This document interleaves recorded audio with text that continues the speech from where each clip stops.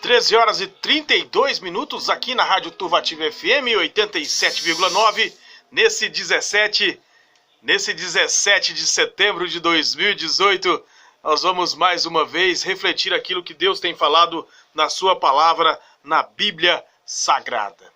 Todos nós, em algum momento da vida, chega a hora da gente cruzar o nosso Jordão, né? Interessante na história do povo de Israel, e que o povo de Israel estava no êxodo, saindo do Egito, e eles foram liderados por Moisés até na hora de cruzar o Jordão, até na hora de passar para a terra prometida.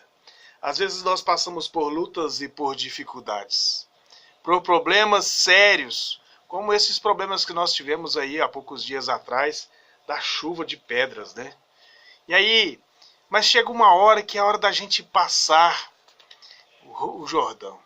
O raiar do novo tempo abre-se diante de nós com novos desafios, novas decisões. Atravessamos o deserto, sofremos, fomos calejados. Enfrentamos lutas, talvez tentações, batalhas, perigos.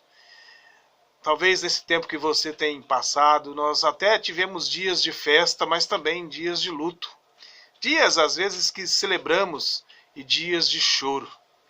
Dias em que a nossa cabeça estava untada pelo óleo da alegria, e dias que estávamos cobertos pelas cinzas da tristeza.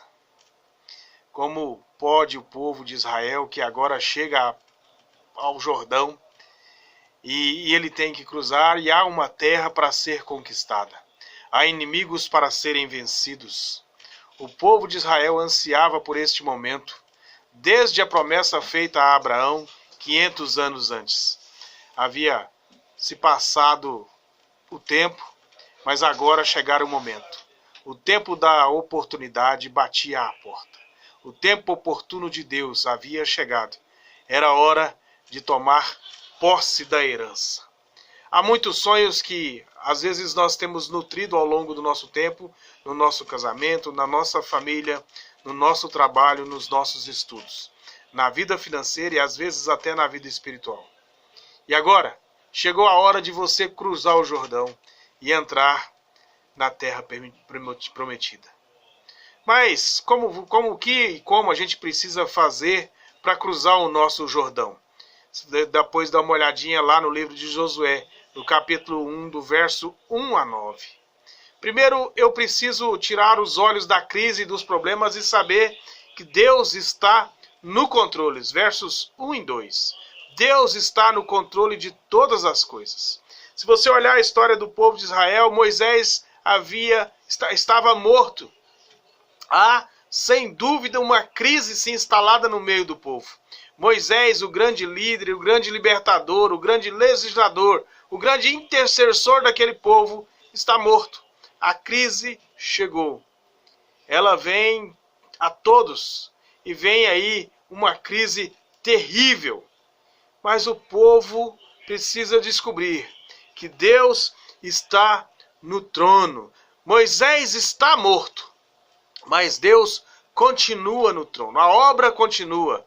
Precisamos assumir o nosso papel histórico. Às vezes damos desculpas dizendo para Deus que não estamos preparados para cruzar o nosso Jordão e tomar posse da terra prometida.